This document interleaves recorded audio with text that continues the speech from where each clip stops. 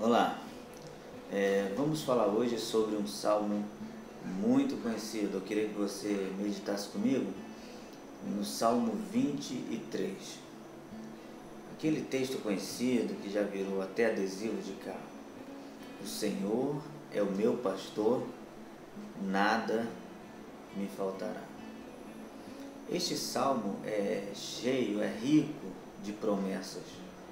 Promessas que realmente nos fazem ficar entusiasmados na caminhada da nossa fé. Leva-me às águas tranquilas, refrigera minha alma, guia-me pela vereda da justiça e tantas outras, né? Ainda que eu ande pelo vale da sombra da morte, não temerei mal nenhum. É verdade, esse salmo é rico em promessas. Todavia, eu quero falar para você que essas promessas do Salmo 23 não são para qualquer pessoa. Então vamos eliminar para quem essas promessas não são. Primeiro, essas promessas, não são para aqueles que simplesmente têm um cartão de membro de uma igreja. Não.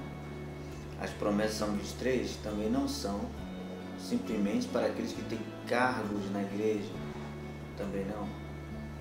As promessas do Salmo 23 também não são para aqueles que gostam do Evangelho.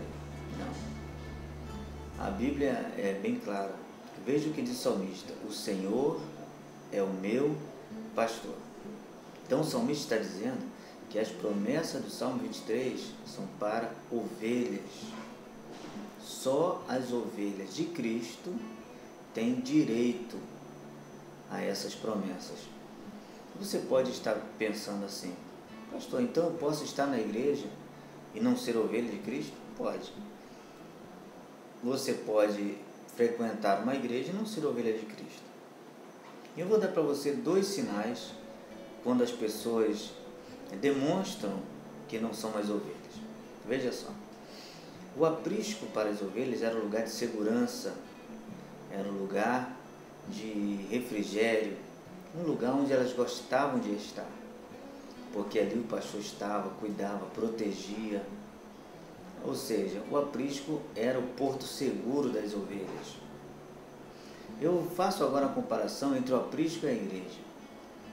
Tem muitas pessoas que vêm à igreja não porque gostam de estar aqui, não porque se sentem seguros em estar no aprisco ou na igreja, e ainda afirmam assim: se não fosse o meu compromisso, hoje eu não iria à igreja.